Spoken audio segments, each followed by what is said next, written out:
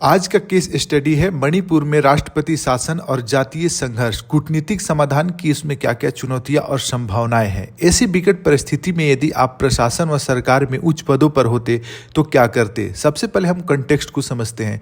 मणिपुर भारत का एक संवेदनशील पूर्वोत्तर राज्य है जो मई 2023 से लगातार जातीय हिंसा और अस्थिरता का सामना कर रहा है।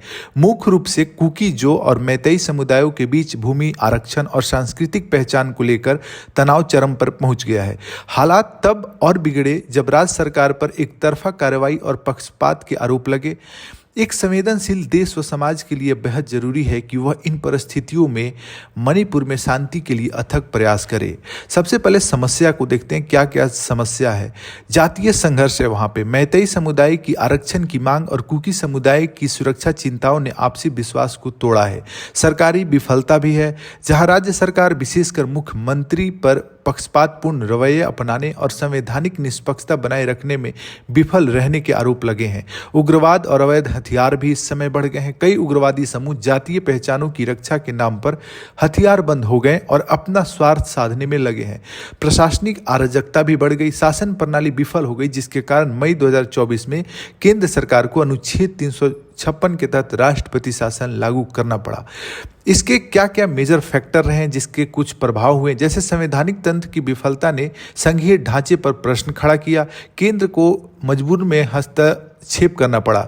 जातीय अलगाव के कारण भौगोलिक रूप से बफर जोन बने। सामाजिक ताने बाने को नुकसान हुआ। राजनीतिक असंवेदनशीलता के कारण केंद्र और राज्य नेतृत्व की निष्क्रियता ने समस्या को और बढ़ा दिया। सिविल सोसाइटी की चुप्पी ने मध्यस्थता और मेल मिलाप की प्रक्रियाओं को कमजोर कर दिया, जिसके कारण विश्वास की कमी बढ़ती गई। यदि आप ऐसे में प्रशासन व सरकार में उच्च पदों पर होते तो क्या करते, क्या क्या उपाय ले सकते हैं, क्या त्वरित कार्रवाई कर सकते हैं या फिर क्या लंबे समय के लिए आप कर सकते हैं। सबसे पहले डी वेपनाइजेशन अभियान चलाएंगे। सभी हथियार बंद समूहों से हथियार वापस लेने हेतु संयुक्त सुरक्षा अभियान चलाएंगे। यह अभियान अलग अलग और जरूरत अनुसार छोटे बड़े हो सकते हैं। मानवाधिकार की निगरानी को बढ़ाएंगे। निष्पक्ष प्रशासन के लिए नेशनल ह्यूमन राइट कमीशन और नेशनल कमीशन फॉर माइनॉरिटी जैसी संस्थाओं की सक्रियता बढ़ाना, ताकि लोगों में भरोसा फिर से उत्पन्न हो सके। शरणार्थी पुनर्वास के लिए प्रयास करते हैं। राहत कैंपों में रह रहे हजारों विस्थापित की सुरक्षित घर वापसी के लिए प्रयास करते हैं। उसके बाद राजनीतिक समाधान भी बहुत ज़्यादा जरूरी था, क्योंकि नेताओं को स्वार्थ से ऊपर देश और देश के लोगों के हित में सोचना होगा, तभी इसका अस्थायी समाधान मिल सकता है। सांप्रदायिक संवाद में दोनों समुदायों के प्रतिनिधियों के बीच अस्थायी वार्ता मंच की स्थापना, ताकि लोगों में डर खत्म हो और विश्वास बढ़ सके। संविधान के अनुसार समझौता होना चाहिए।